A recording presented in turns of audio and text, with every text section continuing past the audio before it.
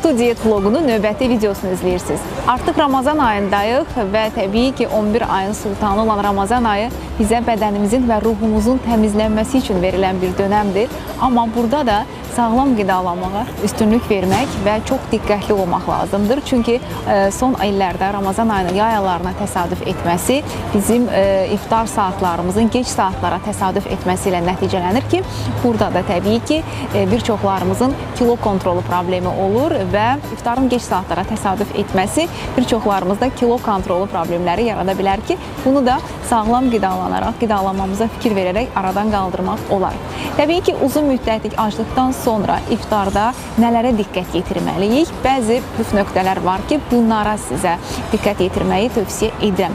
İlk öncə təbii ki, orucumuzu açmaq üçün bizim suya ehtiyacımız var. Orucumuzu açmaq üçün suyun çox isti və ya çox soyuq olmamasını tövsiyə edirik. Çünki uzun müddət ac qalan mədəni birdən-birə yüksək və ya aşağı temperaturla qıcıqlandıra bilərik. Buna görə də orta temperaturda su və mən çox zaman kilo problemi olan insanlara iftarda suyun yanında zeytun tövsiyə edirəm.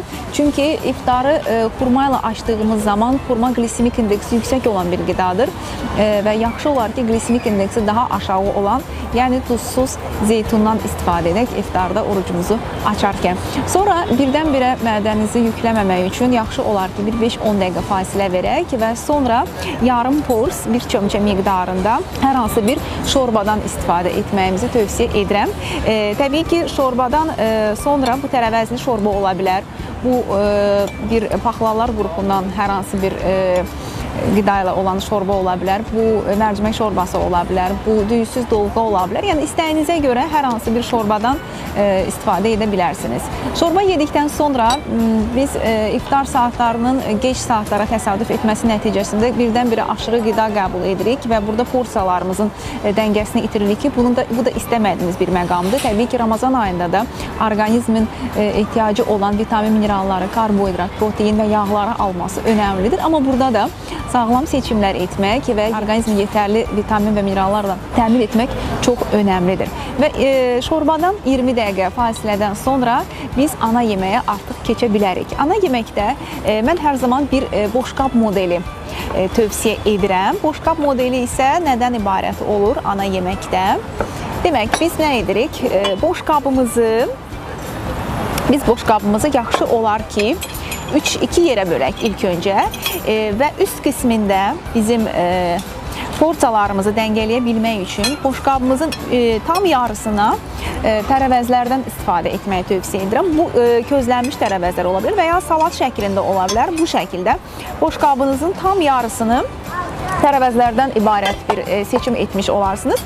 Daha sonra digər yarısında 2 yerə bölmənizi tövsiyə edirəm. Bir yarısında ət qrupunda yer alan qidalar, digər yarısında isə çörək qrupunda yer alan qidalar olsa, biz belə Ramazanda çox sağlam bir boşqab modeli təşkil etmiş olarıq ki, bununla həm porsiyalarımıza diqqət yetirə biləcəyik, həmçinin də bədənimizi aşırı kalorilərlə yükləməmiş olacağıq ki, Ramazandan sonra da həm öz görünüşünüzdə, həmçinin də sağlamlığımızda müsbət nəticələr əldə etməyə bizə bu yardım edəcəkdir. Və gördüyünüz kimi boşqabımızın üst qismində tərəvəzlərdən zəngindir.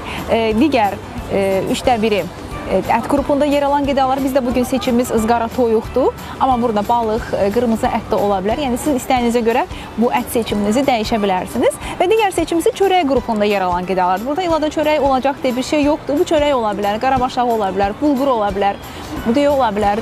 Kilo problemi yaşamayanlar və ümumiyyətlə porsiyalarına diqqət yetirərək hər kəs makarondan belə istifadə edə bilər. Sadəcə qeyd etdiyim kimi porsiyalarına diqqət yetirmək burada çox önəmlidir.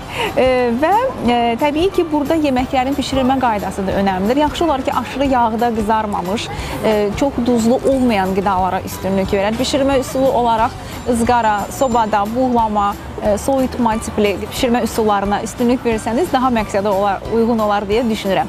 Və ana yeməkdən dərhal sonra televizor önündən keçmək, uzanmaq, yatmağı biz tövsiyə etmirik. Yaxşı olar ki, ana yeməkdən yarım saat sonra siz orta tempolu bir yarım saatlıq 40 dəqiqəlik yürüyüşlər edəsiniz, təmiz havada zaman keçirəsiniz və daha sonra artıq geri gəldiyinizdən sonra Ramazan süfrənizə, çay süfrənizə keçid ala bilərsiniz ki, burada da önəmli olan düzgün seçimlər etməkdir.